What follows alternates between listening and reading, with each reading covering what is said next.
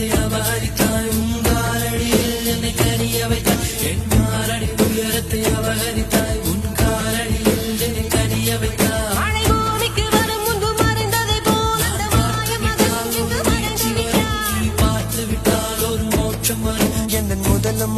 நீ